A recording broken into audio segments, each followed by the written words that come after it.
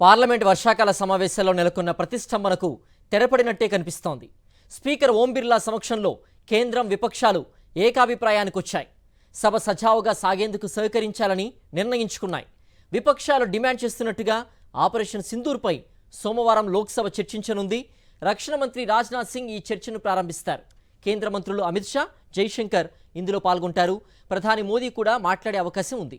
లోక్సభలో ఆపరేషన్ సింధూర్పై చర్చకు బీఏసీ 16 గంటలు సమయం కేటాయించింది. పహల్గాం ఉగ్రదాడి, ఆపరేషన్ సింధూర్పై ప్రతిపక్షాలు లేవనెత్తే ప్రతి అంశానికి కేంద్రం సమాధానం ఇస్తుందని తెలిపారు పార్లమెంటరీ వ్యవహారాల మంత్రి కిరణ్ రిజిజు. పార్లమెంట్ వర్షాకాల సమావేశాల్లో నెలకొన్న ప్రతిష్టంభనకు తెరపడినట్టే కనిపిస్తోంది. స్పీకర్ ఓం బిర్లా సమక్షంలో కేంద్రం విపక్షాలు ఏకాభిప్రాయానికి వచ్చాయి.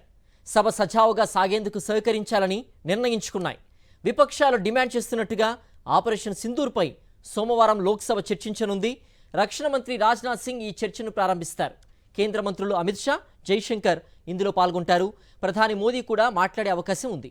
లోక్సభలో ఆపరేషన్ సింధూర్పై చర్చకు బీఏసీ 16 గంటలు సమయం కేటాయించింది. పహల్గాం ఉగ్రదాడి, ఆపరేషన్ సింధూర్పై ప్రతిపక్షాలు లేవనెత్తే ప్రతి అంశానికి కేంద్రం సమాధానం ఇస్తుందని తెలిపారు పార్లమెంటరీ వ్యవహారాల మంత్రి కిరణ్ రిజిజు.